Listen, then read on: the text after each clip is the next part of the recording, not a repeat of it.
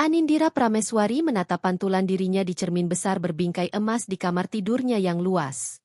Bayangan seorang perempuan berusia 32 tahun kembali menatapnya, dengan gaun sutra berwarna krem yang jatuh anggun membalut tubuh. Rambut hitam panjangnya tergerai. Wajahnya terpoles riasan tipis yang semakin menonjolkan kecantikan alami. Dari luar, hidupnya terlihat sempurna.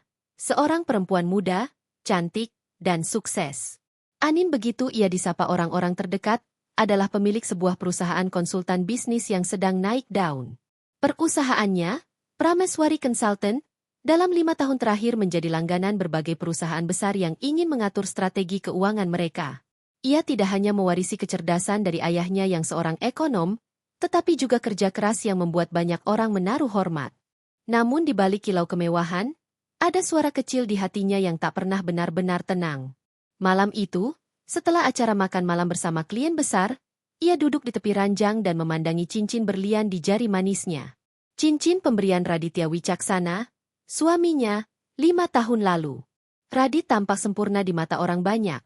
Tampan, berpendidikan, dan pandai bergaul. Sejak awal pernikahan mereka, ia berhasil menarik simpati keluarga besar Anin dengan sikap manis dan tutur kata lembut. Namun semakin lama Anin merasa, ada yang ganjil dalam kebersamaan mereka. Radit tak pernah benar-benar peduli dengan proses jatuh bangunnya Anin dalam membangun perusahaan. Ia hanya tertarik pada hasil akhir. Berapa banyak keuntungan bulan ini, mobil baru apa yang akan dibeli, kapan mereka akan liburan ke luar negeri. Semua hal yang berbau materi, itulah yang membuat sorot mata suaminya berbinar. Dan Anin, yang selalu ingin percaya pada cinta, mencoba menutup mata. Pagi itu, Anin turun dari kamarnya dengan gaun santai berwarna pastel. Aroma harum kopi menyambutnya dari ruang makan. Radit sudah duduk di sana, rapi dengan kemeja putih dan dasi hitam. Pagi, sayang, sapa Radit sambil menyeruput kopi. Pagi juga, jawab Anin, tersenyum samar. Radit mengalihkan pandangannya ke meja makan yang dipenuhi berbagai menu. Roti panggang, omelet, salad buah, dan jus jeruk segar.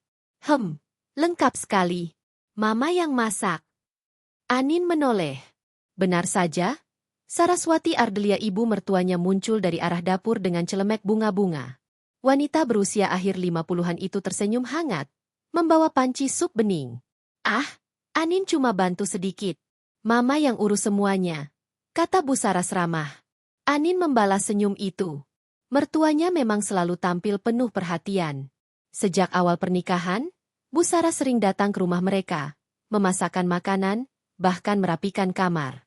Anin sering merasa beruntung mendapatkan mertua yang begitu peduli. Namun di sisi lain, ia juga menyadari bahwa Bu Saras seringkali tak pernah absen menyinggung soal harta. Mulai dari berapa besar uang belanja yang dikirimkan Radit, kapan ada tambahan uang untuk renovasi rumah mertuanya, sampai hadiah apa yang akan diberikan untuk keluarga besar pada hari raya. Semua dibicarakan dengan nada seolah wajar. Ini sup kesukaan kamu, Nin, kata Bu Saras sambil menuangkan ke mangkuk. Kalau nggak ada kamu, mungkin Mama nggak akan bisa masak seenak ini. Bahannya mahal semua. Anin terdiam sejenak. Kalimat itu sekilas terdengar pujian, tetapi ada duri halus di dalamnya. Ia hanya tersenyum dan mengangguk. Terima kasih, Ma. Radit, yang sibuk dengan ponselnya, menyelutuk. Oh ya, minggu depan kita jadi liburan ke Seoul, kan? Aku udah booking hotel. Kamu tinggal transfer? Ya, sayang. Biar cepat lunas.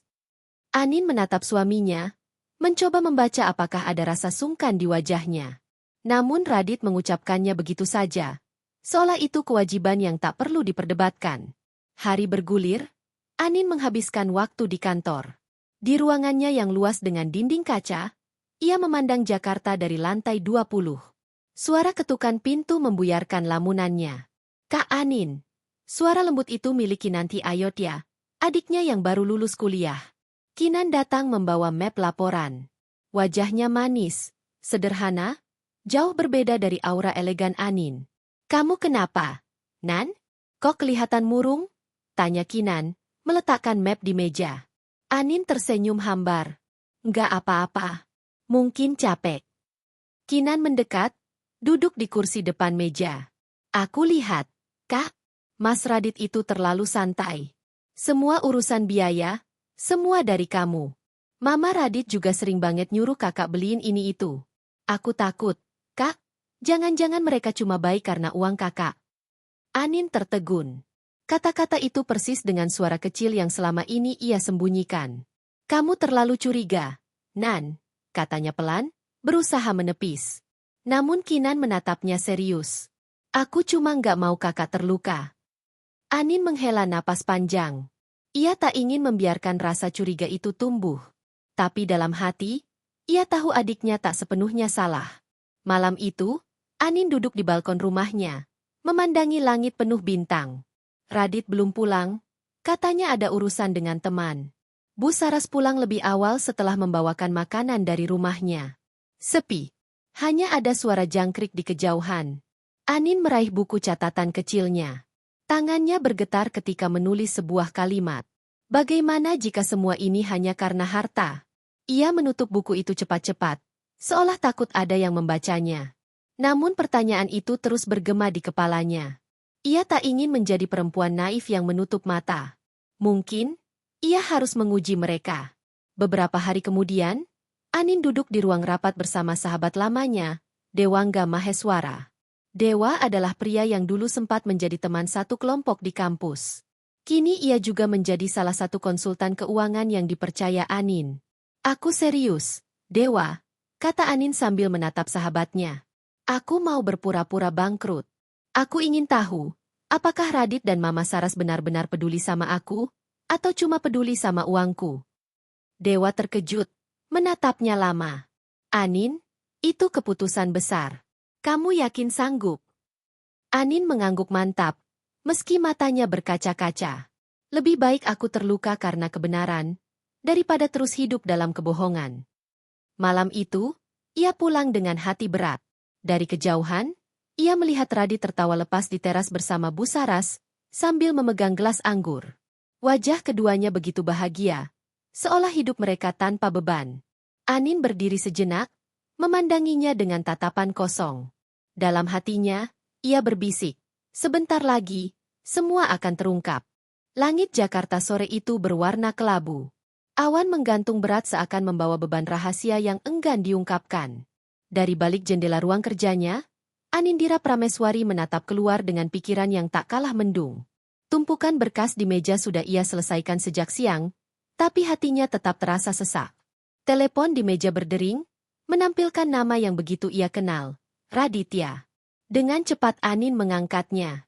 Halo, Mas. Suara Radit terdengar santai, bahkan agak terburu. Nin, kamu udah di kantor? Aku ada rapat dadakan sama teman-teman. Malam ini mungkin pulang agak larut. Kamu makan aja dulu di rumah, jangan tungguin. Anin mengangguk, meski tahu suaminya tak bisa melihat. Iya, Mas. Hati-hati. Percakapan berakhir secepat itu. Dada Anin terasa kosong. Entah sejak kapan, telepon dari Radit tak lagi membawa kehangatan. Dulu, setiap ada kesempatan, suaminya selalu menanyakan kabar, menanyakan sudah makan atau belum, bahkan bercanda kecil untuk membuatnya tertawa.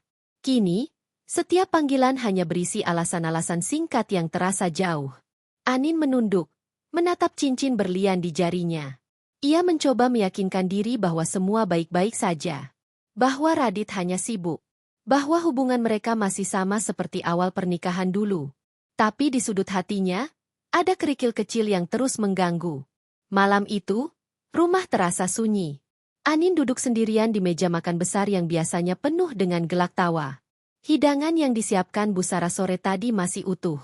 Ia hanya menyendok sedikit, lalu meletakkan sendoknya kembali. Kenapa rasanya hambar begini? Gumamnya pelan.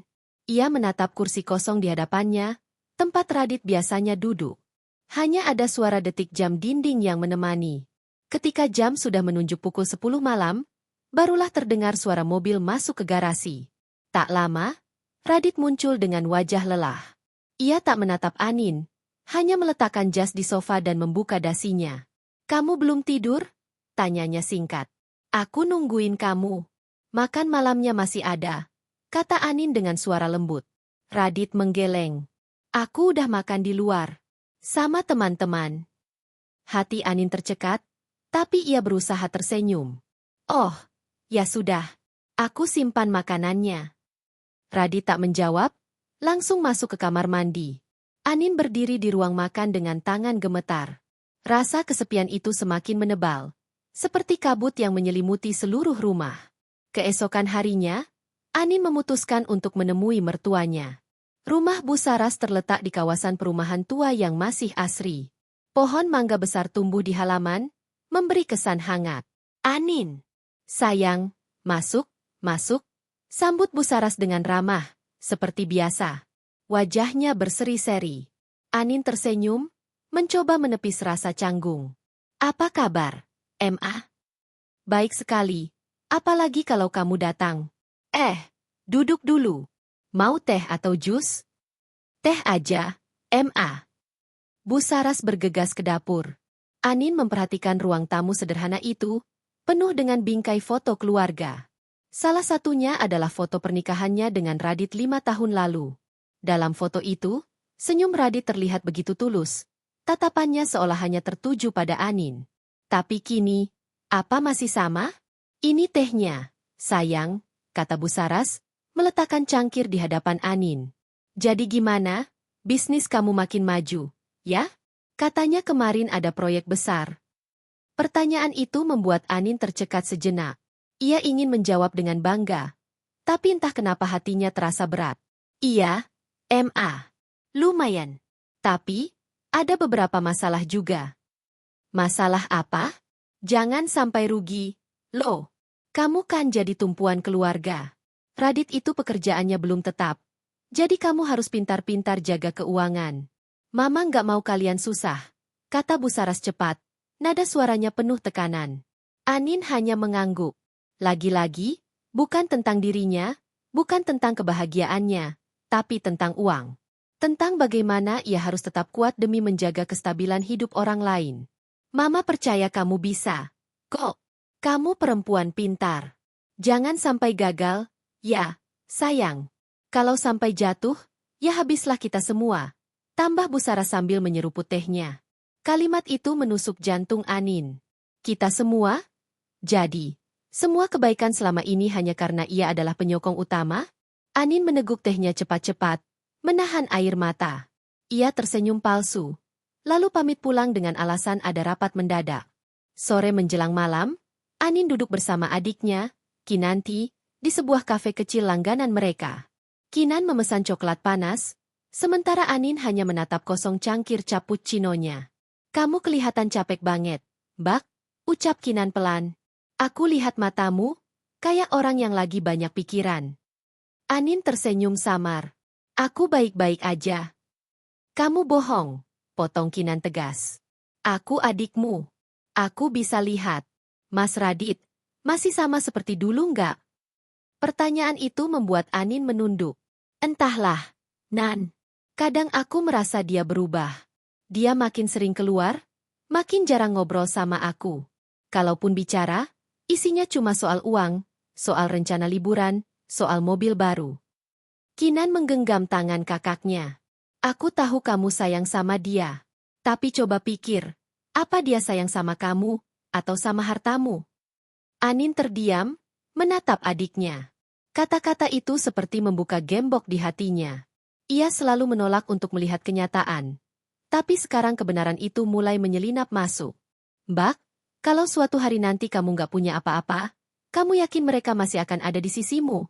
Tanya Kinan pelan. Pertanyaan itu menghantam telinga Anin seperti petir. Ia tak bisa menjawab. Air matanya jatuh perlahan, tercekat oleh keheningan di antara mereka. Malam itu, di kamarnya, Anin membuka buku catatan kecil yang selalu ia sembunyikan di laci. Ia menuliskan sesuatu dengan tangan bergetar. Aku takut. Takut semua cinta ini hanya semu. Takut semua perhatian hanyalah bayangan dari uangku. Kalau suatu hari aku jatuh, siapa yang akan benar-benar tetap ada untukku? Ia menutup buku itu dengan cepat, lalu merebahkan diri di ranjang. Radit belum pulang, lagi-lagi. Tapi kali ini Anin tidak menunggunya. Ia memejamkan mata, membiarkan air mata membasahi bantal. Hari berganti. Di kantor, Anin mencoba fokus, tapi pikirannya tak tenang. Ia kembali teringat ucapan Bu Saras, kalau sampai jatuh, ya habislah kita semua. Dan ucapan Kinan, apa mereka sayang sama kamu, atau sama hartamu? Pertanyaan-pertanyaan itu menari di kepalanya tanpa henti.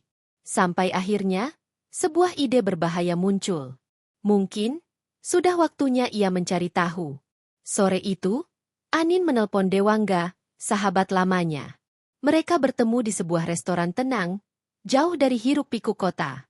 Dewa, dengan wajah kalem dan tatapan penuh perhatian, mendengarkan dengan saksama. Aku punya rencana, Dewa, kata Anin dengan suara bergetar. Aku mau berpura-pura bangkrut. Aku ingin tahu, siapa yang benar-benar ada untukku. Dewa terdiam lama. Anin, kamu sadar nggak? Itu bisa mengubah segalanya? Bisa jadi mereka pergi. Bisa jadi mereka menunjukkan sisi yang selama ini kamu takuti. Anin menatap sahabatnya dengan mata berkaca-kaca. Lebih baik aku terluka karena kebenaran, daripada hidup dalam kebohongan seumur hidupku. Dewa menghela napas panjang. Ia menatap Anin lama, lalu berkata lirih.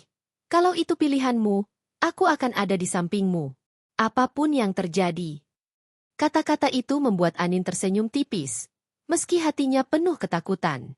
Di dalam dirinya, benih keraguan sudah tumbuh. Dan sebentar lagi, ia akan menyiramnya dengan sebuah ujian yang bisa mengubah segalanya. Hujan deras mengguyur malam itu.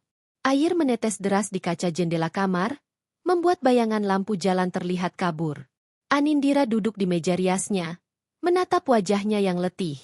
Matanya bengkak karena terlalu sering menangis, meski ia selalu berusaha menyembunyikannya dengan riasan tipis di pagi hari. Radit sudah tertidur di ranjang, membelakangi dirinya. Dengkur pelan suaminya terdengar stabil, seolah dunia di sekeliling mereka tak memiliki masalah. Anin memandangi punggung lelaki itu lama sekali, hatinya bergolak. Ada cinta, ada kecewa, ada takut, ada rindu yang bercampur menjadi satu. Ia meraih buku catatannya lagi. Dengan tinta biru yang agak pudar karena basah air mata, ia menuliskan sebuah kalimat baru. Besok aku mulai. Aku harus kuat. Keesokan paginya, Anin datang ke kantor lebih awal. Hanya ada beberapa staf yang sibuk menyiapkan dokumen. Di ruangannya, ia menutup pintu rapat-rapat, lalu menelpon Dewa. Dewa, kamu bisa datang sebentar? Aku butuh bantuanmu, ucapnya dengan suara lirih. Tak sampai setengah jam, Dewangga sudah duduk di depannya. Pria itu mengenakan kemeja biru sederhana, dengan ekspresi serius. Ia tahu, kalau Anin menelpon di pagi hari, pasti ada hal besar. Apa kamu benar-benar yakin, Nin? Dewa membuka percakapan dengan nada hati-hati. Anin menarik napas panjang. Aku sudah memikirkannya semalam. Aku nggak bisa terus hidup dengan keraguan. Aku harus tahu apakah suamiku, mertuaku, benar-benar sayang sama aku, atau sama hartaku. Caranya cuma satu, aku berpura-pura jatuh. Dewa mengusap wajahnya, gelisah. Kalau mereka benar-benar cuma peduli sama uang, kamu siap dengan sakitnya. Lebih baik sakit karena tahu kebenaran, daripada hidup nyaman dalam kebohongan, jawab Anin tegas, meski bibirnya bergetar. Hari itu, ia memulai aksinya. Pertama, ia memanggil kepala bagian keuangan dan memberi instruksi khusus, menunda laporan keuntungan perusahaan ke publik, dan membuat berita seolah-olah beberapa investor menarik modal mereka. Semua dokumen resmi disusun sedemikian rupa, terlihat meyakinkan tapi tetap dalam kendali Anin. Ia bahkan meminta Dewa untuk menyebarkan kabar kecil di kalangan bisnis bahwa Prameswari Consultant sedang mengalami kesulitan besar.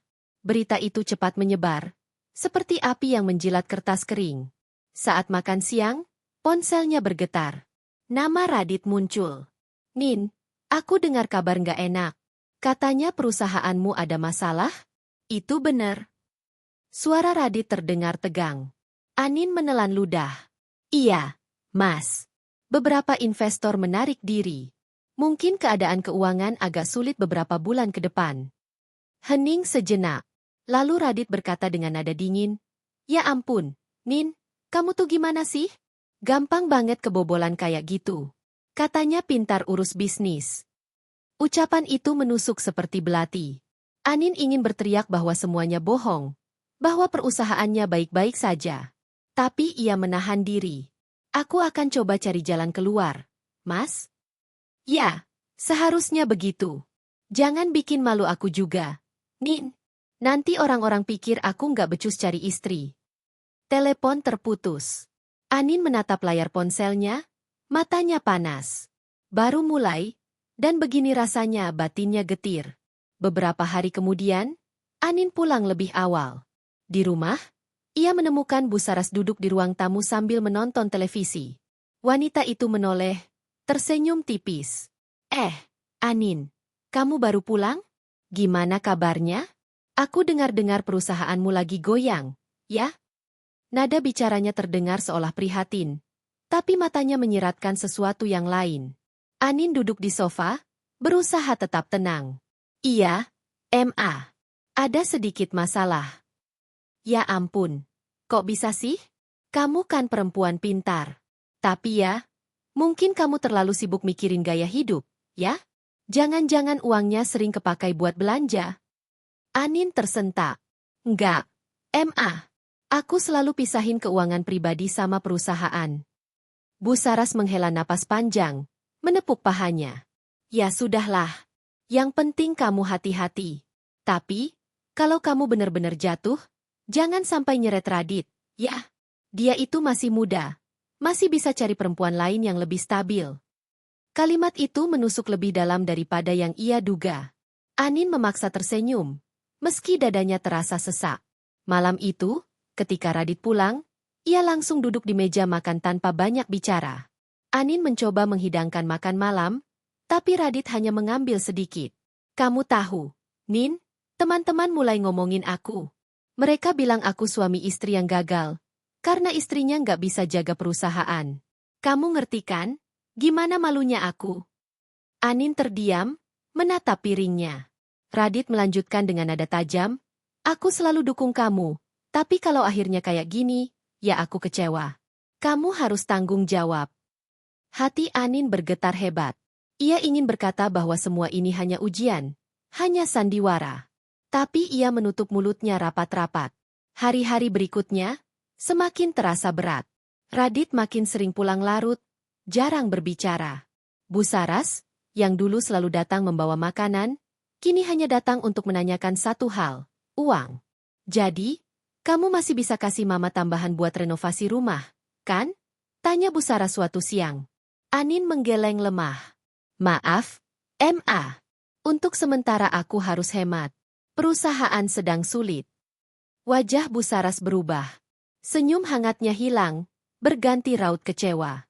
Oh, jadi mama harus nunggu, ya? Ya sudahlah. Mama juga nggak mau maksa.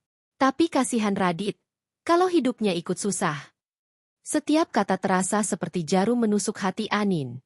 Di tengah kerapuhan itu, hanya Dewa yang menjadi tempatnya bersandar. Mereka sering bertemu diam-diam, hanya untuk Anin bisa meluapkan perasaan. Aku nggak tahu sampai kapan aku bisa tahan. Dewa, ucap Anin suatu malam di kafe sepi. Radit udah mulai dingin. Mama Saras juga. Aku merasa sendirian. Dewa menatapnya penuh iba. Aku ada di sini, Nin. Kalau mereka benar-benar pergi, kamu masih punya aku, masih punya Kinan. Jangan lupa itu. Anin mengangguk pelan, air mata jatuh ke tangannya. Semakin lama, sikap Radit makin jelas. Ia jarang memanggil Anin dengan sapaan sayang. Bahkan suatu malam, ketika Anin mencoba merangkulnya, Radit menepis dengan kasar. Aku lagi capek. Jangan manja, Nin. Anin terdiam, menunduk. Di dalam hatinya, suara kecil berbisik, mereka tidak mencintaiku. Mereka mencintai hartaku. Dan suara itu semakin keras, semakin nyata, seiring hari-hari berjalan. 3 minggu setelah, berita bangkrut tersebar, Anin duduk di ruang kerjanya, memandangi laporan keuangan asli perusahaan yang tetap sehat. Ia seharusnya merasa lega, tapi justru hatinya hancur. Sandiwara ini baru berjalan singkat, tapi sudah cukup untuk membuka mata.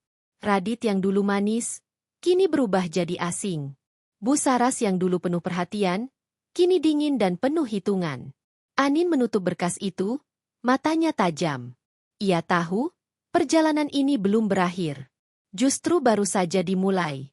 Hujan reda sore itu, menyisakan genangan air di jalan depan rumah. Bau tanah basah semerbak, biasanya menenangkan hati. Tapi bagi Anindira kini hanya meninggalkan rasa hampa. Ia duduk di ruang tamu, menatap pintu yang masih tertutup rapat. Radit belum pulang. Sudah lewat pukul 9 malam. Teleponnya ia tekan berulang kali, tapi selalu berakhir dengan nada sambung panjang. Satu pesan singkat ia kirim, "Mas, kamu pulang jam berapa? Aku tunggu." Tapi tak ada balasan. Anin menatap meja makan yang sudah ia tata sejak 2 jam lalu. Sup ayam masih mengepul pelan di mangkuk, nasi hangat tertutup tudung saji. Semua sia-sia. Akhirnya pintu terbuka. Radit masuk dengan wajah lelah, tapi aroma parfum asing menusuk hidung Anin. Parfum yang bukan miliknya, bukan pula kebiasaan Radit. "Mas," Anin bangkit, berusaha tersenyum. "Aku udah siapin makan malam. Kamu belum makan kan?" Radit hanya melirik sekilas, meletakkan kunci di meja, lalu berjalan menuju kamar tanpa menjawab. "Mas," suara Anin bergetar. "Kenapa nggak pernah jawab teleponku? Aku khawatir." Radit berhenti sebentar, menoleh dengan tatapan tajam. "Aku sibuk. Jangan lebay. Aku bukan anak kecil yang harus selalu laporan sama istri." Kata-kata itu menghantam hati Anin. Tapi ia menahan diri, menunduk, lalu kembali duduk. Air mata jatuh tanpa bisa ia cegah. Keesokan paginya, suasana tak lebih baik. Bu Saras datang dengan wajah masam. Di tangannya ada brosur perhiasan emas. Ia duduk tanpa basa-basi. "Nin, Mama butuh bantuan sedikit. Ada cincin bagus, limited edition. Mama udah DP, tinggal lunasin. Kamu bisa bayarin?" Anin menelan ludah. "Maaf, Ma. Aku benar-benar nggak bisa sekarang. Semua dananya aku tahan dulu. Perusahaan lagi sulit, kan Mama tahu." Wajah Bu Saras langsung berubah. Senyumnya hilang, berganti sorot sinis. "Astaga, Nin. Kamu ini gimana sih? Baru juga jatuh dikit. Udah nggak bisa apa-apa. Padahal dulu kamu janjinya mau bahagiain keluarga Radit." "Ma, aku masih berusaha. Aku berusaha? Kalau memang nggak mampu, jangan seret anakku." Kasihan Radit. Dia itu pria tampan, pintar, banyak perempuan yang mau. Jangan bikin dia ikut miskin gara-gara kamu gagal. Anin terdiam. Kata-kata itu menusuk, menghancurkan sisa-sisa harga dirinya. Hari-hari berikutnya terasa seperti neraka.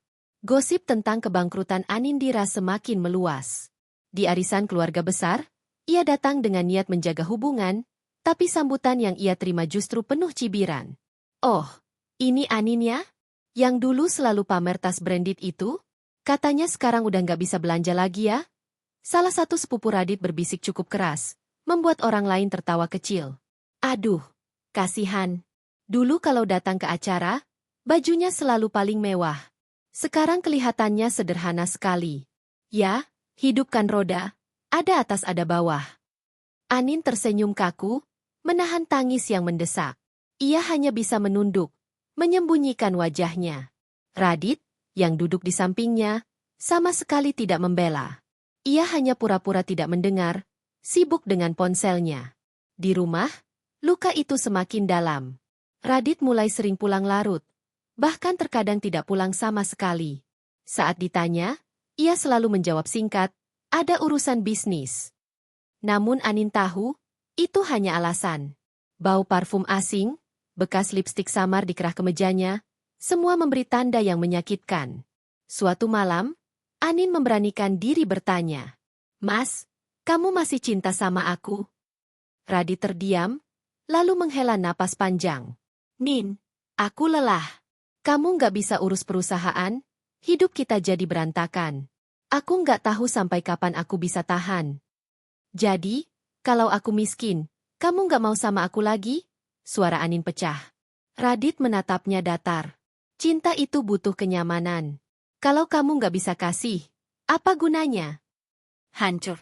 Dunia seolah runtuh di hadapan Anin. Kinan, sahabatnya, menjadi satu-satunya tempat ia bisa jujur. Suatu sore di kafe sepi, Anin menumpahkan semuanya. Nin, kamu masih mau terusin sandiwara ini?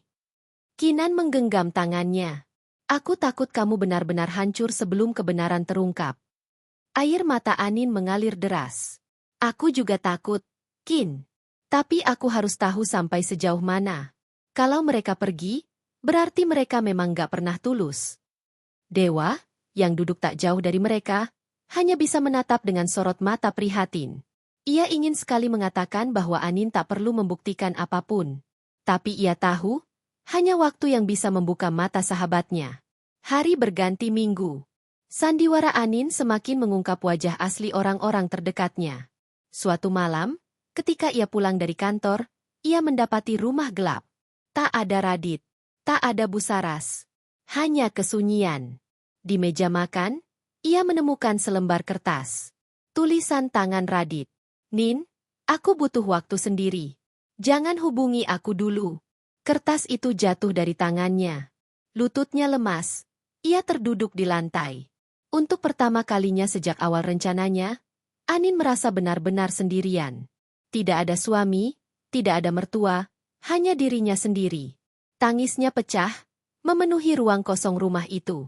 Hari berikutnya, gosip makin liar. Ada yang bilang Radit sering terlihat dengan perempuan lain di sebuah restoran mewah. Ada pula yang menyebarkan cerita bahwa Radit mulai mencari pasangan baru karena Anin sudah bangkrut. Anin mendengar semua itu dengan hati yang koyak.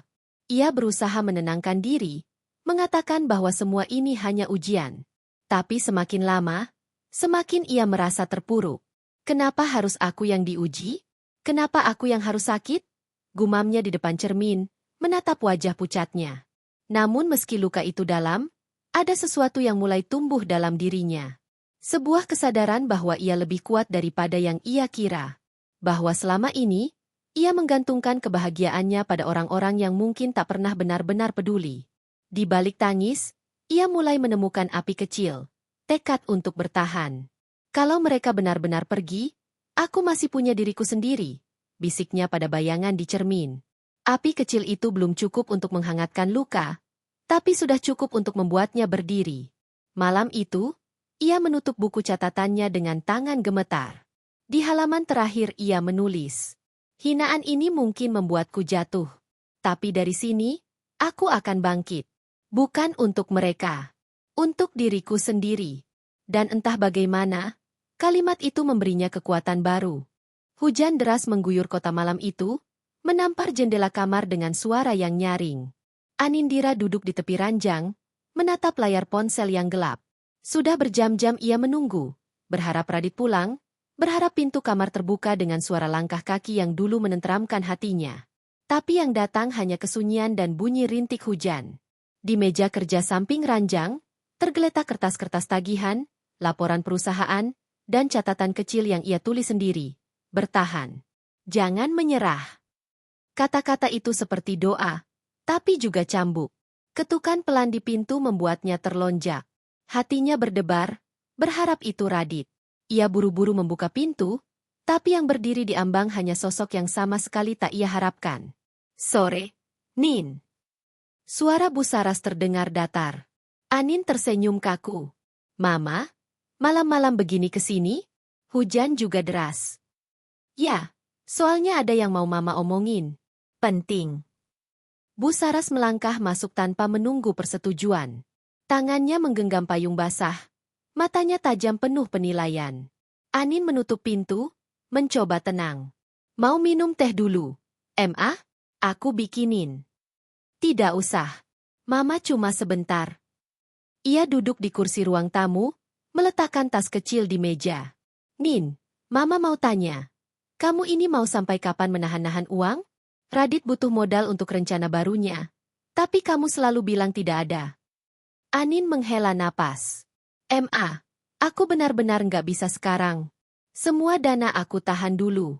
Situasi perusahaan sedang genting. Aku harus jaga cash flow. Kalau aku lengah sedikit saja, habis semuanya." "Ah, alasan. Kamu itu terlalu banyak alasan." Suara Busaras meninggi. "Kalau benar kamu perempuan pintar, kamu tidak akan sampai jatuh seperti sekarang. Radit itu anak Mama. Dia pantas dapat hidup enak. Tapi kamu malah bikin dia sengsara. Hati Anin diremas kata-kata itu. Ia tersenyum pahit, berusaha menyembunyikan rasa sakit. Aku sudah berusaha. Ma. Aku tidak pernah berniat bikin Radit susah. Bu Saras bangkit, berdiri di hadapannya. Kalau kamu benar cinta sama anak mama, lepaskan dia. Jangan seret dia ke dalam masalahmu. Kata-kata itu menusuk dalam. Anin menunduk, menahan air mata. Ma, Radit suamiku. Aku mencintainya. Aku ingin berjuang bersama dia. Berjuang? Bu Saras mencibir. Yang ada kamu hanya menyeretnya ke dalam lubang. Percaya sama mama. Nin, lebih baik kamu sadar diri. Setelah itu, Bu Saras pergi meninggalkan rumah dengan wajah sinis. Pintu menutup keras, meninggalkan keheningan yang lebih menusuk daripada teriakan. Hari-hari berikutnya, luka itu semakin dalam. Radit semakin sering pulang larut malam, bahkan kadang tidak pulang. Ketika pulang pun, ia hanya melemparkan senyum hambar, berbicara seperlunya, lalu sibuk dengan ponsel. Anin beberapa kali mencoba mengajak bicara, tapi jawaban yang ia dapat selalu dingin. Aku capek. Jangan ganggu. Atau, besok aja. Aku lagi nggak mood. Pernah sekali ia memberanikan diri memeluk Radit dari belakang, berharap kehangatan dulu yang pernah ada bisa kembali. Tapi Radit malah melepas pelukan itu dengan kasar. Nin, jangan manja. Aku lagi banyak pikiran. Anin terpaku, air mata mengalir di pipi. Malam itu, ia menangis dalam diam sampai tertidur. Suatu siang, Anin nekat datang ke kantor lama. Ia rindu suasana itu tempat di mana ia pernah berjaya. Namun begitu ia melangkah masuk, beberapa karyawan hanya menunduk tanpa menyapa. Bahkan ada yang saling berbisik. Kasihannya, Bu Anin, katanya perusahaan udah hampir habis. Padahal dulu dia begitu disegani. Sekarang bahkan suaminya jarang kelihatan di sini. Anin berpura-pura tidak mendengar, berjalan tegap melewati lorong.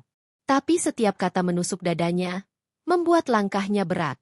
Di ruangannya yang dulu, ia berdiri lama menatap kursi kosong. Tempat itu pernah jadi singgasananya.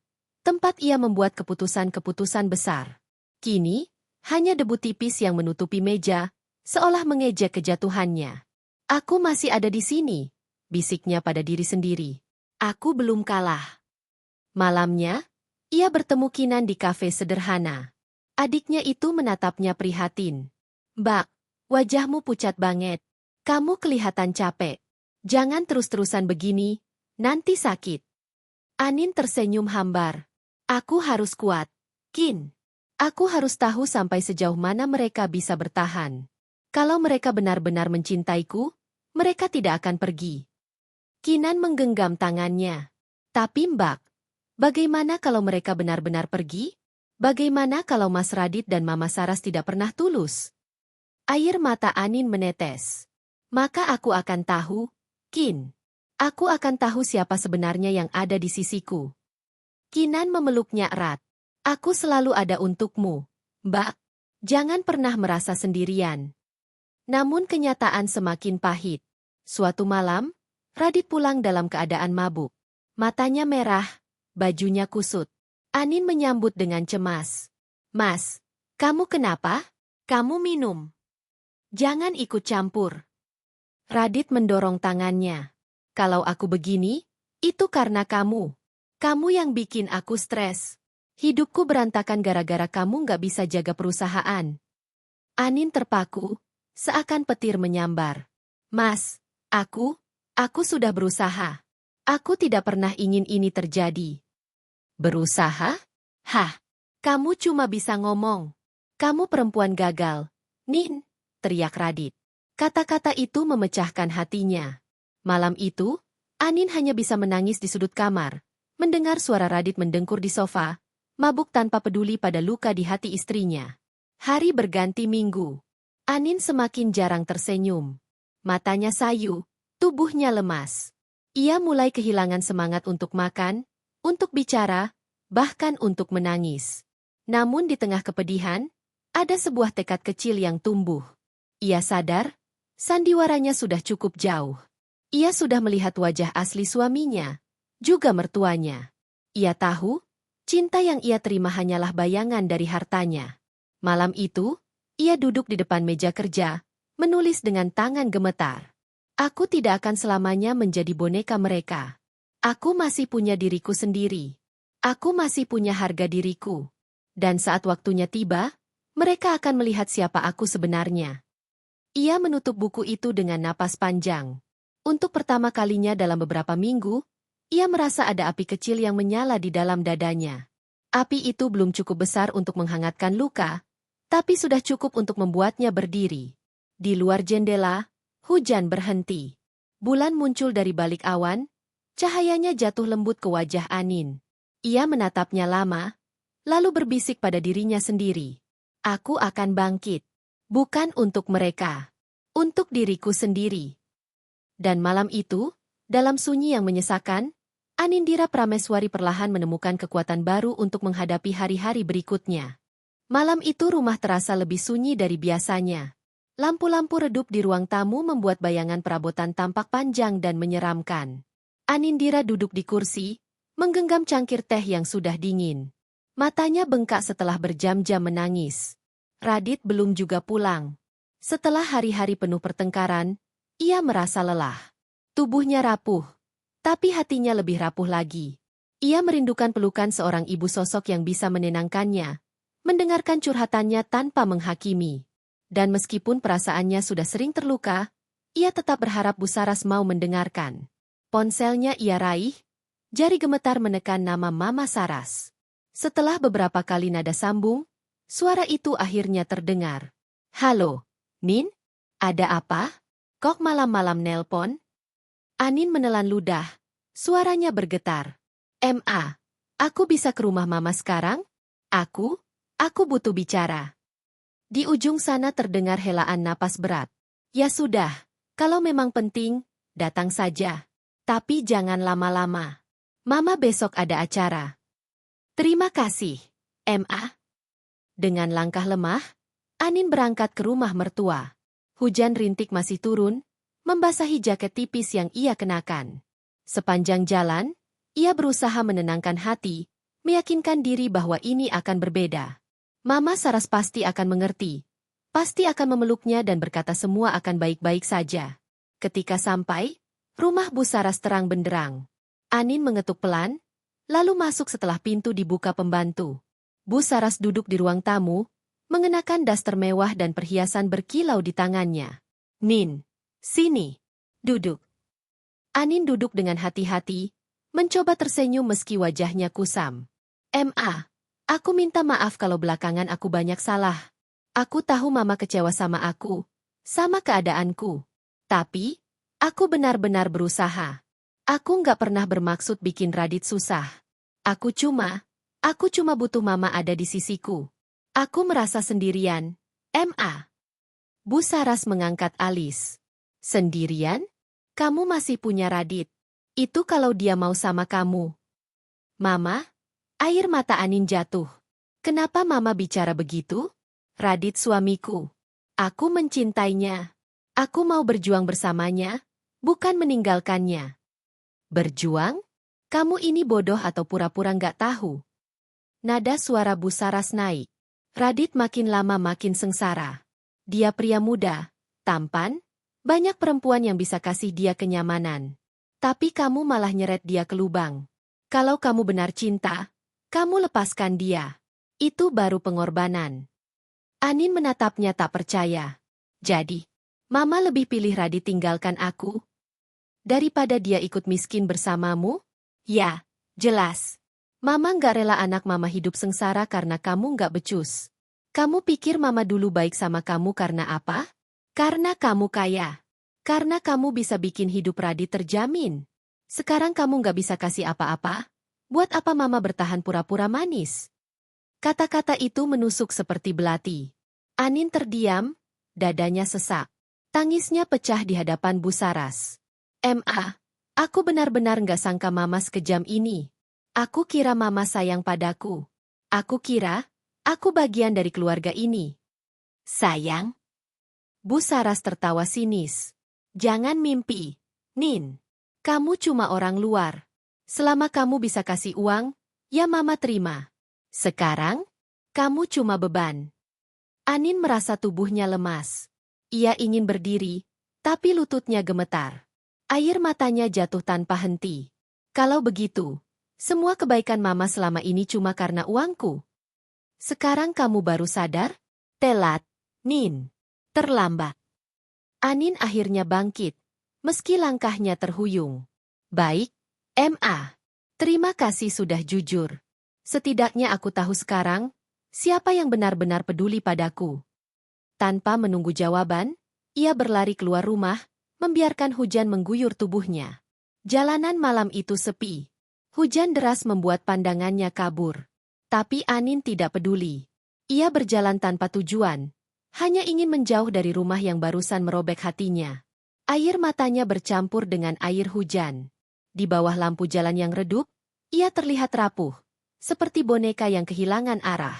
Kenapa harus begini, Tuhan? Isaknya. Kenapa semua orang yang kucintai hanya peduli pada hartaku? Apa aku nggak pantas dicintai apa adanya? Tubuhnya gemetar, kakinya terasa berat. Ia akhirnya terduduk di pinggir jalan, membiarkan hujan membasahi seluruh tubuhnya.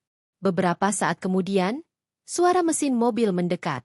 Anin menoleh lemah, dan matanya menangkap sosok yang familiar. Mobil hitam berhenti, lalu pintu terbuka. Anin? Dewa berlari mendekat, payung di tangannya langsung melindungi Anin dari hujan. Ya Tuhan, apa yang kamu lakukan di sini? Kamu basah kuyup. Anin terseduh. Dewa. Bangun, ayo. Dewa meraih tangannya, membantu berdiri. Kamu bisa sakit kalau begini. Ayo ikut aku. Aku antar pulang. Anin terlalu lemah untuk menolak. Ia membiarkan Dewa menggiringnya ke mobil. Di dalam mobil, suasana hening. Anin menggigil. Lalu Dewa melepas jasnya, menyelimuti tubuhnya. Aku nggak kuat lagi, Dewa. Suara Anin pecah. Suamiku nggak peduli. Mertuaku benci aku. Semua hanya karena aku nggak punya apa-apa lagi. Mereka cuma sayang sama uangku. Dewa menggenggam tangannya erat. Kamu masih punya aku, Nin. Kamu nggak sendirian. Aku tahu kamu kuat, tapi kamu nggak harus selalu menanggung semuanya sendiri. Kamu boleh rapuh. Kamu boleh menangis. Air mata Anin kembali mengalir deras. Untuk pertama kalinya, ia merasa ada yang benar-benar peduli tanpa syarat. Ia bersandar di bahu Dewa, membiarkan dirinya menangis sepuasnya. Malam itu, Dewa tidak membawanya pulang ke rumah besar yang sepi. Ia membawa Anin ke apartemennya, memberinya baju kering, dan membuatkan sup hangat. Pelan-pelan makannya, kata Dewa sambil mengawasi. Anin menatap mangkuk itu lama, lalu berkata lirih. Terima kasih, Dewa. Kamu satu-satunya orang yang ada untukku sekarang. Dewa tersenyum tipis. Aku janji, aku nggak akan pergi. Kamu layak dicintai, Nin. Apa adanya, bukan karena hartamu. Kata-kata itu membuat hati Anin sedikit hangat, meski luka masih menganga. Malam itu, ia tidur dengan tenang untuk pertama kalinya dalam beberapa minggu, ditemani kesadaran bahwa masih ada cinta yang tulus di dunia ini. Namun jauh di lubuk hati, ia tahu badai belum berakhir. Radit dan Bu Saras belum selesai dengan dirinya. Perceraian yang sudah lama mereka bisikan tinggal menunggu waktu. Dan Anin, meski hancur, bertekad akan menghadapi semuanya. Karena kini ia tidak lagi sendirian. Pagi itu, matahari bersinar cerah, tapi bagi Anin, dunia terasa gelap. Ia baru saja bangun di apartemen Dewa setelah semalaman tertidur dengan tenang untuk pertama kalinya. Namun ketenangan itu tidak berlangsung lama. Ponselnya berdering terus-menerus. Saat akhirnya ia memberanikan diri melihat layar, nama Radit terpampang di sana. Dengan tangan gemetar, ia mengangkatnya. Anin, suara Radit terdengar dingin. Kita harus bicara. Hari ini. Anin menarik napas panjang. Radit, aku juga ingin bicara. Aku ingin kita selesaikan semua ini baik-baik. Bisa kamu datang ke rumah? Tidak perlu. Aku sudah siapkan semua di kantor pengacara. Aku kirim alamatnya. Datang jam 2 siang. Jangan telat. Sambungan langsung terputus. Anin menatap layar kosong, Hatinya remuk. Kata-kata itu lebih dingin dari sebelumnya. Ia tahu apa yang akan terjadi. Perceraian yang sudah lama digantung akhirnya tiba. Jam 2 siang, Anin masuk ke sebuah gedung perkantoran tinggi. Tangannya dingin, tubuhnya bergetar, tapi ia memaksakan diri. Di dalam sebuah ruangan besar, ia melihat Radit duduk rapi dengan jas hitam. Di sampingnya, Bu Saras duduk anggun, wajahnya penuh kemenangan. Seorang pria paruh baya memperkenalkan diri sebagai pengacara Radit. Silakan duduk, Bu Anindira. Kita di sini untuk membicarakan perceraian ini secara damai. Kata perceraian itu menusuk telinga Anin. Ia menelan ludah, lalu duduk perlahan. Radit menatapnya tanpa ekspresi. Aku sudah lama pikirkan ini. Hubungan kita tidak bisa diteruskan lagi. Aku ingin kita berpisah. Air mata langsung memenuhi mata Anin. Radit, kita sudah janji di depan Tuhan. Akan bersama dalam suka dan duka. Kenapa kamu begitu mudah menyerah? Karena kamu bukan lagi perempuan yang dulu, jawab Radit dingin. Kamu dulu kuat, mandiri, penuh percaya diri. Sekarang kamu hanya beban. Kamu menyeret aku ke bawah. Beban? Anin terisak. Radit, aku kehilangan semuanya. Tapi aku tidak pernah berhenti mencintaimu. Bukankah itu cukup? Bukankah cinta seharusnya menguatkan? Tapi aku tidak mencintaimu lagi. Kalimat itu bagai palu goda menghantam dada Anin. Napasnya tercekat, dunia terasa berputar. Ia menatap Radit, berharap ada sedikit keraguan di matanya. Tapi yang ia lihat hanya kekosongan. Bu Saras tersenyum puas. Akhirnya, Radit, Mama tahu kamu anak yang cerdas. Jangan sia-siakan masa mudamu untuk perempuan yang sudah nggak punya apa-apa. Mama? Anin mencoba bicara, suaranya serak. Apa Mama tidak punya sedikit pun rasa kasihan padaku? Aku mencintai Radit. Aku berusaha jadi istri yang baik. Kasihan? Bu Saras terkekeh. Kasihan itu untuk orang yang tahu diri. Kamu tidak. Kamu pikir cinta cukup untuk memberi makan? Kamu pikir cinta bisa bayar tagihan?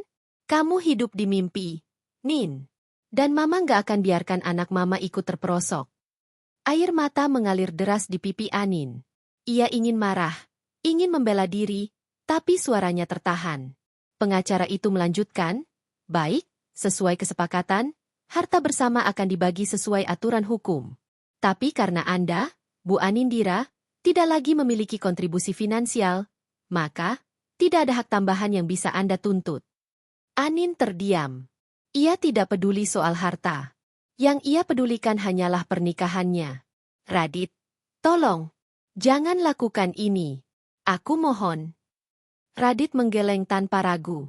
Aku sudah putuskan. Aku ingin bebas. Hari-hari setelah pertemuan itu menjadi neraka bagi Anin. Ia menandatangani berkas-berkas dengan tangan gemetar. Setiap tanda tangan terasa seperti menorehkan pisau ke hatinya sendiri. Malam-malamnya penuh tangis. Di kamar yang sepi, ia meremas bantal, tubuhnya terguncang oleh isak yang tidak pernah berhenti. Kenapa, Tuhan? Bisiknya. Kenapa orang yang kucintai tega membuangku begitu saja? Apa aku memang tidak layak dicintai? Setiap kali ia merasa akan runtuh, dewa hadir. Ia datang membawa makanan, mendengarkan tangis Anin tanpa menghakimi. Kadang ia hanya duduk diam, membiarkan Anin menumpahkan segala sakitnya. Kalau kamu ingin menangis, menangislah, kata dewa suatu malam. Jangan tahan. Aku di sini. Dan Anin menangis di bahunya, sampai matanya bengkak, sampai tubuhnya lelah. Sementara itu, Radit terlihat semakin bahagia. Anin tidak bisa menahan sakit saat melihat berita di media sosial foto-foto Radit bersama seorang wanita cantik beredar. Wanita itu adalah Clara, rekan bisnis yang dulu pernah dikenalkan Radit sekilas. Dalam foto, Radit tersenyum lebar, tangannya merangkul pinggang Clara. Caption yang menyertainya menusuk. Anyu begining. Anin merasakan perutnya mual. Ia menjatuhkan ponsel, tubuhnya gemetar. Jadi, ini alasannya. Aku ditinggalkan bukan karena aku miskin, tapi karena ada orang lain. Hari sidang perceraian tiba. Anin mengenakan gamis sederhana, wajahnya pucat. Radit datang bersama Clara yang duduk di kursi belakang, tersenyum penuh percaya diri. Bu Saras duduk di samping mereka. Wajahnya bersinar bangga. Sidang berjalan singkat. Hakim membacakan putusan. Perceraian sah. Kata itu bergema di telinga Anin, menghancurkan sisa-sisa harapan yang masih ia genggam. Radit berdiri, berjalan keluar tanpa menoleh. Clara segera menggandeng tangannya, seolah Anin tidak pernah ada. Anin berdiri dengan susah payah, air matanya mengaburkan pandangan. Dunia terasa runtuh di sekelilingnya. Ia tidak lagi istri Radit. Ia hanya perempuan yang ditinggalkan, dikhianati, dibuang. Di luar gedung pengadilan, Dewa sudah menunggu. Begitu melihat Anin keluar dengan langkah goyah, ia segera berlari menghampiri. Nin, ia meraih bahunya. Kamu kuat. Kamu sudah lakukan yang terbaik. Anin menatapnya dengan mata penuh air mata. Aku sudah bukan siapa-siapa lagi. Dewa. Aku kehilangan segalanya. Suamiku, rumahku, keluargaku. Dewa menatapnya dalam-dalam. Kamu tidak kehilangan semuanya.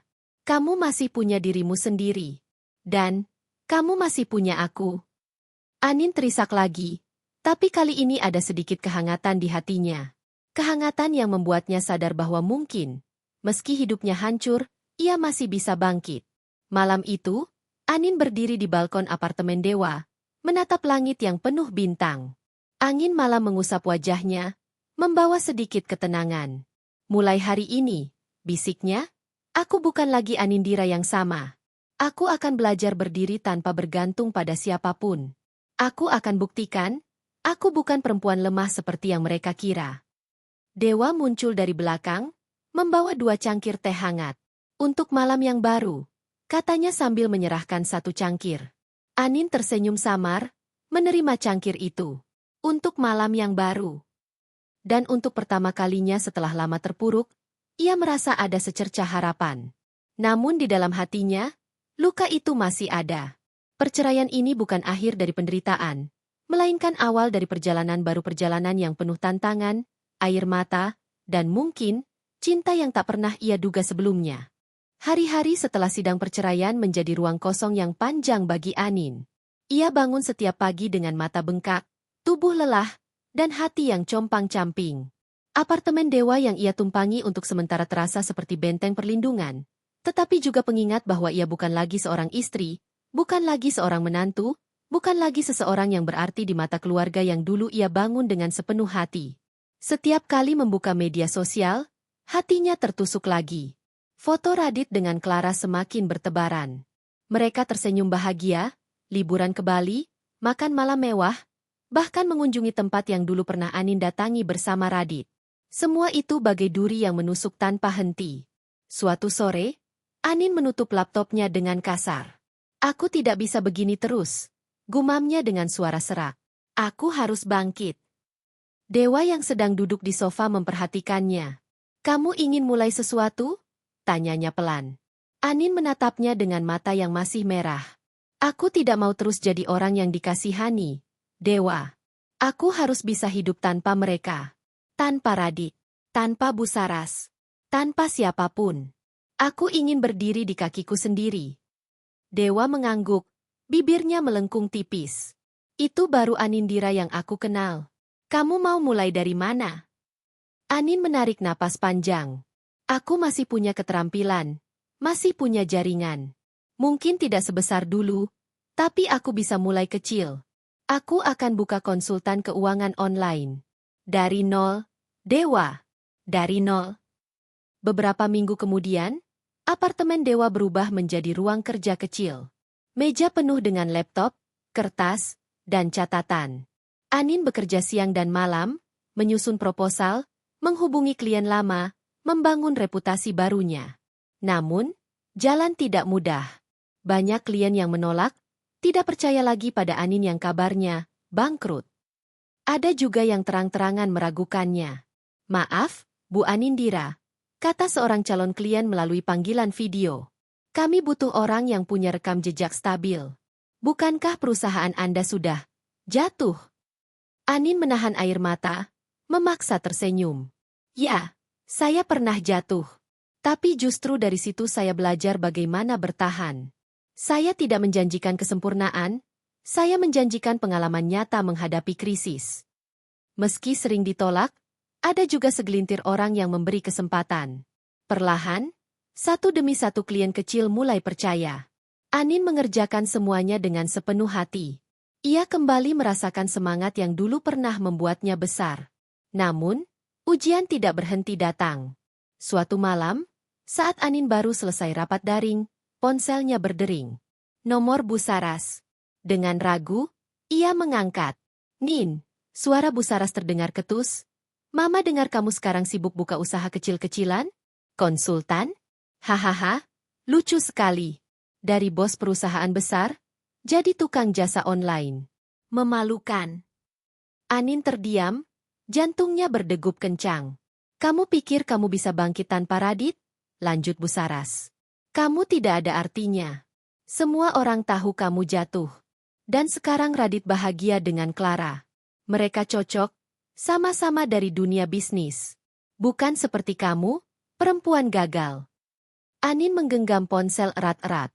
"Mama boleh hina aku. Tapi aku akan tetap berdiri. Aku tidak butuh Radit lagi. Aku bisa hidup tanpanya." "Hidup? Kita lihat saja berapa lama kamu bertahan. Orang seperti kamu tidak akan pernah bisa kembali. Kamu hanya bayangan masa lalu." Sambungan terputus. Anin menutup wajah dengan kedua tangannya. Tangisnya pecah. Dewa datang dan langsung memeluknya. "Jangan dengarkan mereka," ucapnya pelan. "Kamu jauh lebih kuat daripada yang mereka kira." "Tapi, Dewa, kata-kata mereka tetap menyakitkan." "Aku tahu," jawab Dewa. "Tapi justru karena itu, kamu harus buktikan kalau mereka salah." Minggu demi minggu berlalu. Usaha kecil Anin mulai tumbuh. Dari 2 klien, bertambah menjadi 5, lalu 10. Ia masih jauh dari gemerlap dulu, tapi ada cahaya baru di matanya. Ia menemukan kebahagiaan dalam kerja kerasnya sendiri.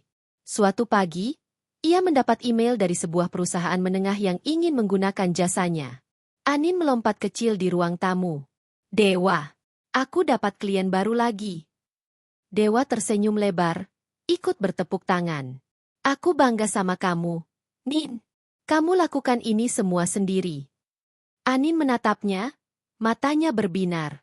"Terima kasih, Dewa. Kalau bukan karena kamu selalu ada, aku mungkin sudah menyerah." Dewa menunduk sedikit, wajahnya serius. "Nin, aku tidak ingin kamu merasa berhutang padaku.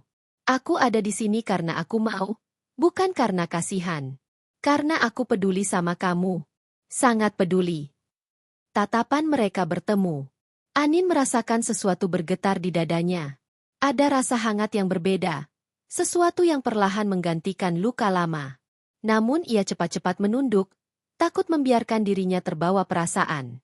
Sementara itu, Radit mulai menunjukkan sisi lain. Hubungan dengan Clara tidak seindah yang terlihat di media sosial.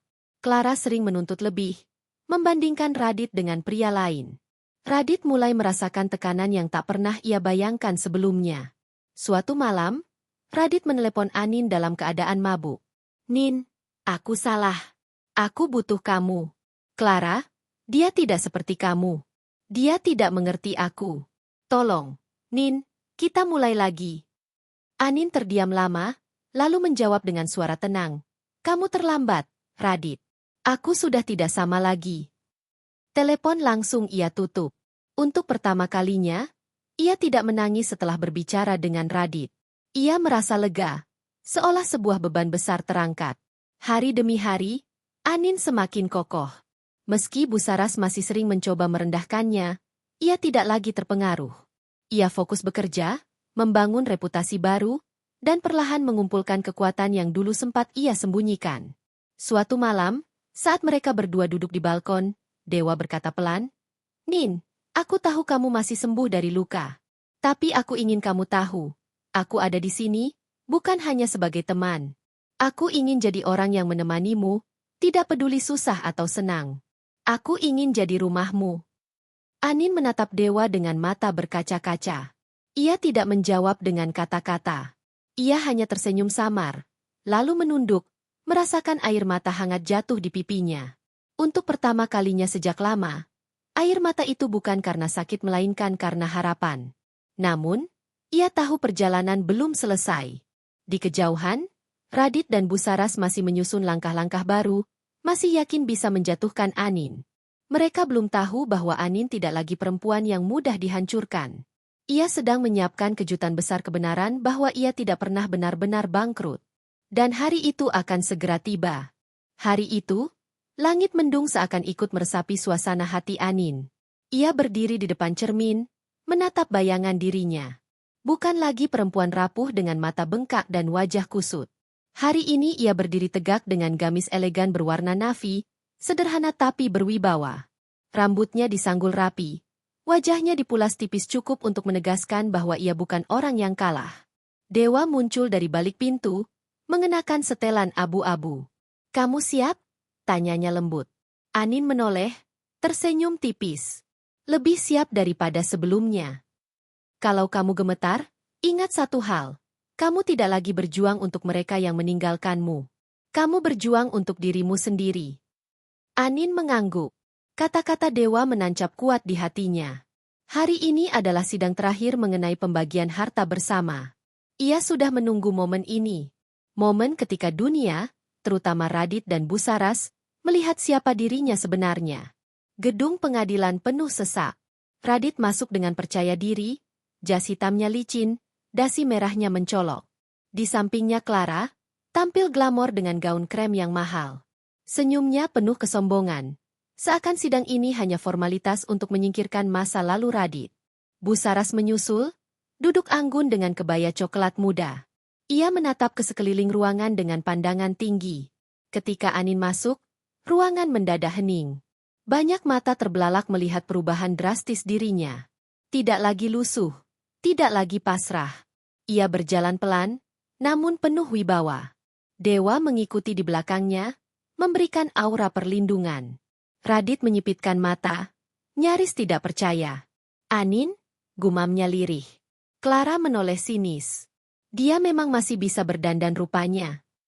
Busaras berbisik, "Itu hanya kamuflase." Dalamnya tetap sama kosong. Anin mendengar, tapi ia tersenyum kecil. Biar saja mereka berbicara. Tidak lama lagi, kata-kata mereka akan berbalik menampar wajah mereka sendiri. Sidang dimulai. Hakim membuka berkas, lalu berkata, "Hari ini kita membicarakan pembagian harta bersama antara Raditya Arga dan Anindira Prameswari. Apakah kedua pihak sudah menyiapkan dokumen yang diperlukan?" Pengacara Radit berdiri dengan percaya diri. "Yang mulia, klien saya berpendapat bahwa pihak Anindira tidak memiliki kontribusi signifikan dalam harta bersama. Karena itu, beliau tidak berhak menuntut lebih dari bagian standar yang sudah diatur undang-undang." Radit menambahkan dengan nada sinis, "Lagi pula, dia sudah bangkrut. Apa yang mau dibagi?" Tawa kecil terdengar dari kursi belakang, sebagian dari pihak Clara. Anin hanya menunduk sebentar, lalu menatap hakim dengan sorot mata tajam. "Yang mulia," ucapnya lantang, suaranya stabil, "saya punya dokumen untuk membantah semua pernyataan itu." Ruangan hening. Pengacaranya menyerahkan map tebal berisi bukti-bukti. Hakim membuka dan membaca dengan seksama. Keningnya berkerut, lalu mengangkat kepala. "Benarkah ini?" Anin berdiri dengan anggun. "Ya, Yang mulia. Perusahaan saya, Prameswari Group, tidak pernah bangkrut. Saya hanya berpura-pura melepas kendali operasional untuk menguji ketulusan orang-orang di sekitar saya. Semua aset masih ada, masih berjalan, bahkan berkembang." Suara bisik-bisik memenuhi ruangan. Radit ternganga. Clara langsung menggenggam lengannya. Wajahnya pucat. Busaras berdiri dengan mata melotot. "Kamu bohong, Nin. Jangan memutarbalikkan fakta." Anin menoleh. Senyumnya pahit. "Bohong? Bukankah Mama sendiri yang dulu paling rajin bertanya soal laporan keuangan? Kalau Mama benar-benar memperhatikan, Mama pasti tahu perusahaan saya tidak pernah bangkrut. Tapi Mama terlalu sibuk menertawakan saya." Radit memukul meja. Kamu menipuku. Kamu sengaja mempermainkanku." Anin menatapnya tajam. "Tidak, Radit. Aku hanya ingin tahu apakah kamu mencintaiku apa adanya, atau hanya mencintai hartaku." Dan ternyata, aku dapat jawabannya. Radit tidak bisa berkata-kata. Rahangnya mengeras. Matanya merah menahan amarah dan malu. Hakim melanjutkan membaca dokumen. Semua aset atas nama Anindira masih tercatat aktif. Bahkan ada laporan keuntungan tahunan yang signifikan. Dengan demikian, klaim bahwa pihak Anindira tidak memiliki kontribusi jelas tidak berdasar. Justru beliau masih memiliki kekuatan finansial penuh. Ruangan semakin riuh. Clara menunduk. Wajahnya merah padam. Bisikan-bisikan penonton menusuk. Jadi ini cuma tipuan? Radit kena batunya. Bu Saras meraih tangan Radit. Nak, bilang sesuatu. Jangan biarkan dia menang. Tapi Radit hanya duduk terpaku. Keringat dingin menetes di pelipisnya. Semua rasa percaya diri lenyap. Anin menatap mereka satu persatu. Matanya berkaca-kaca. Tapi bukan karena lemah. Ia bicara dengan suara bergetar penuh kekuatan. Kalian kira aku akan hancur tanpa kalian. Kalian kira aku tidak bisa berdiri lagi. Tapi lihatlah aku sekarang. Aku tidak kehilangan apapun, justru aku menemukan siapa yang benar-benar peduli padaku. Ia menoleh sebentar pada dewa yang tersenyum mendukung. Radit, Mama Saras, aku sudah habis-habisan mencintai dan menghormati kalian. Tapi balasannya? Pengkhianatan. Cibiran, hinaan. Semua itu hanya karena aku berpura-pura miskin. Dan hari ini aku ingin katakan satu hal. Kalian tidak kehilangan hartaku. Kalian kehilangan aku. Dan itu kerugian terbesar kalian. Suasana ruangan mendidih. Beberapa orang bertepuk tangan pelan, meski langsung ditegur Panitera. Radit akhirnya bersuara. Suaranya serak. Anin, aku minta maaf. Aku salah. Aku terjebak. Aku masih mencintaimu. Tolong beri aku kesempatan lagi. Clara langsung menoleh kaget. Apa? Radit. Bu Saras panik, mencoba mendukung anaknya. Iya, Nin. Mama juga salah. Mama hilaf. Kita keluarga. Kita bisa perbaiki semua ini. Anin menatap mereka dengan tatapan kosong, lalu perlahan menggeleng. Air mata jatuh di pipinya. Tapi bibirnya tersenyum getir. Tidak ada lagi yang perlu diperbaiki. Luka ini terlalu dalam. Maaf kalian datang terlambat. Radit mencoba berdiri, ingin menghampiri, tapi Anin melangkah mundur. Dewa segera berada di sisinya, berdiri tegak bagai tembok. Anin menambahkan, kalian dulu menganggapku tidak berharga tanpa harta. Hari ini aku buktikan, aku berharga bahkan tanpa kalian. Sidang ditutup dengan keputusan bahwa Anin tetap memegang kendali penuh atas asetnya. Radit keluar dengan wajah hancur, Clara marah-marah di belakangnya. Sementara Bu Saras menunduk, kehilangan wibawanya. Di luar gedung, wartawan sudah menunggu. Kilatan kamera menyambar ketika Anin berjalan keluar, dewa di sampingnya. Mereka bertanya bertubi-tubi. Bu Anindira, benarkah Anda hanya berpura-pura bangkrut? Apakah benar suami dan mertua Anda meninggalkan Anda saat itu? Apa langkah Anda berikutnya? Anin berhenti sejenak, menatap kamera dengan tenang. Ya, saya berpura-pura bangkrut. Dan benar, saya ditinggalkan ketika saya dianggap tidak punya apa-apa. Tapi hari ini saya buktikan, kekuatan seorang perempuan bukan diukur dari siapa yang bertahan di sisinya saat kaya, melainkan dari bagaimana ia bangkit ketika ditinggalkan. Wartawan terdiam sejenak, lalu kilatan kamera kembali meledak. Anin berjalan meninggalkan kerumunan dengan langkah mantap. Di sampingnya, dewa menatapnya dengan bangga. Kamu luar biasa, Nin.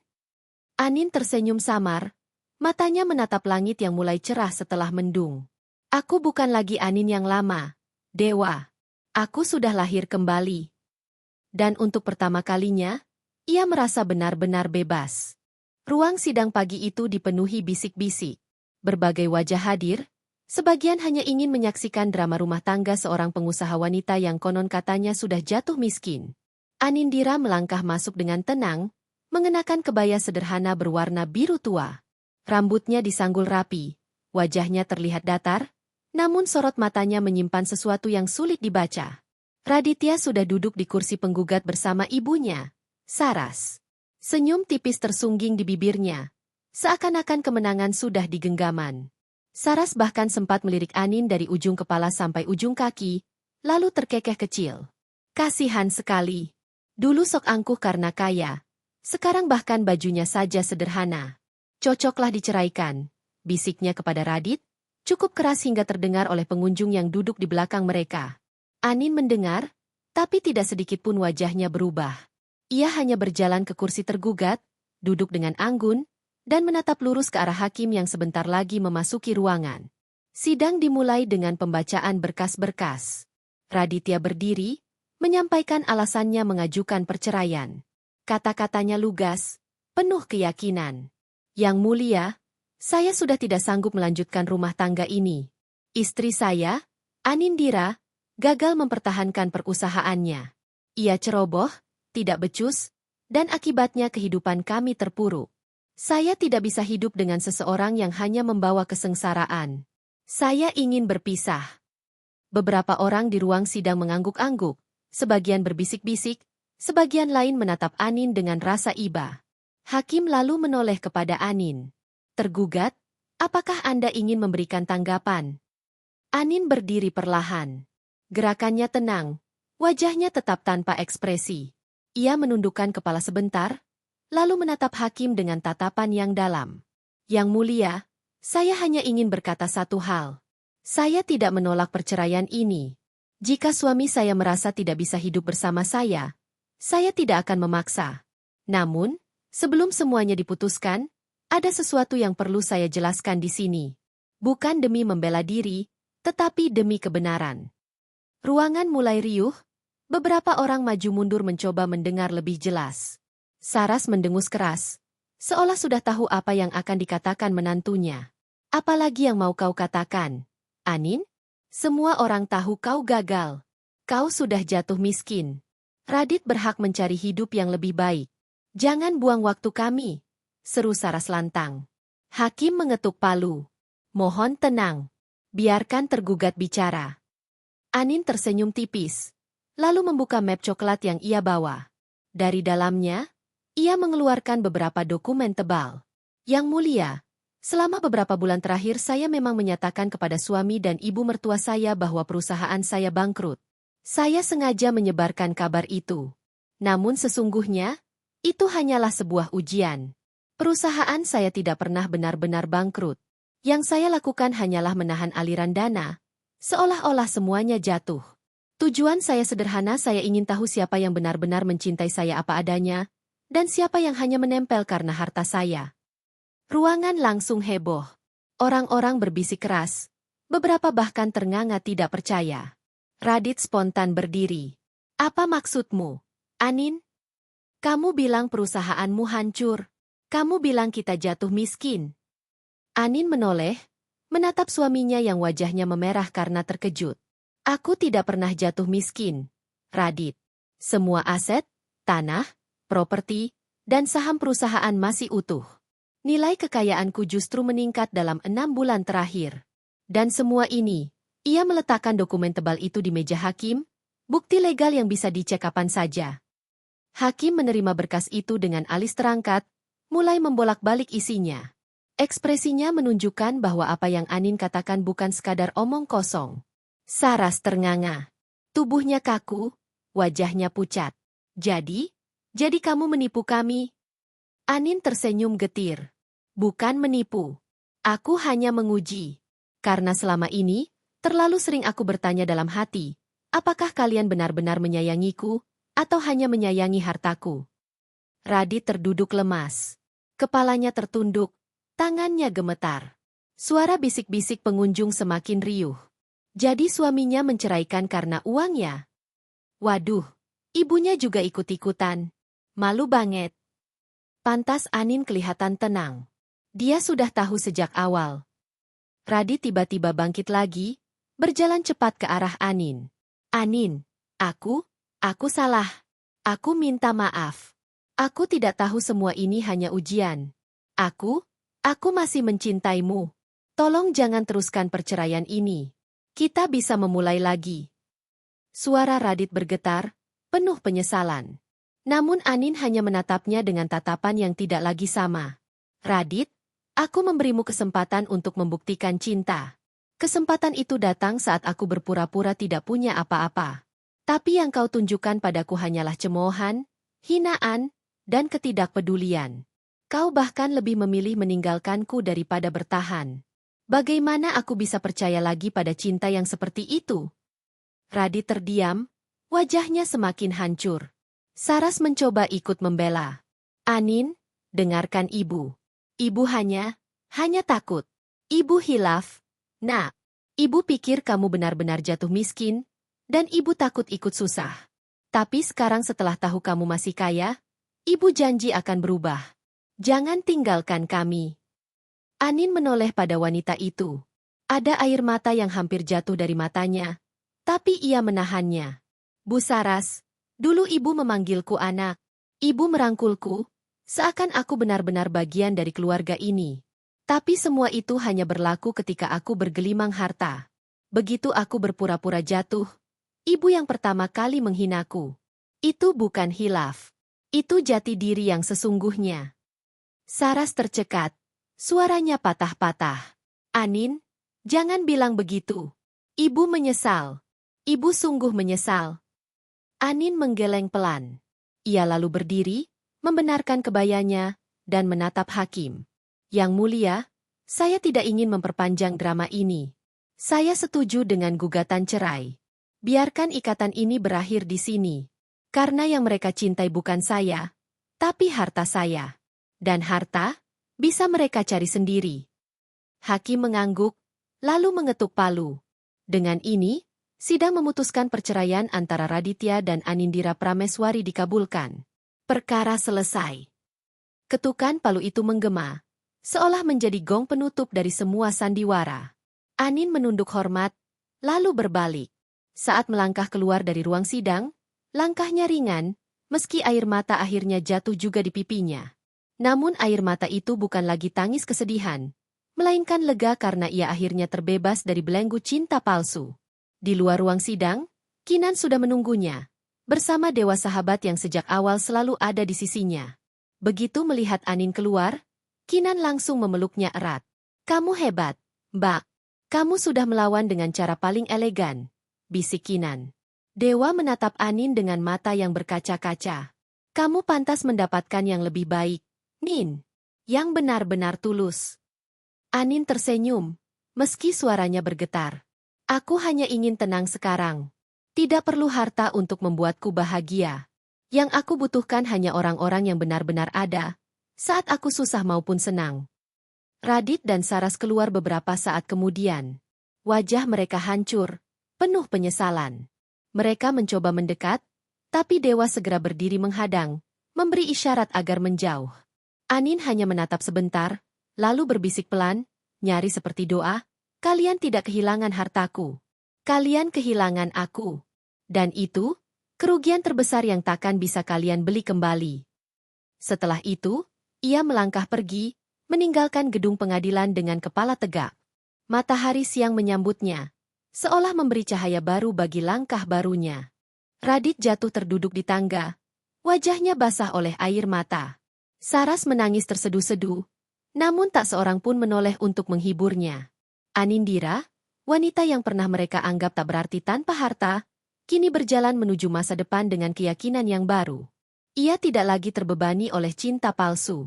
Ia bebas. Dan kebebasan itulah yang menjadi kemenangan sejatinya.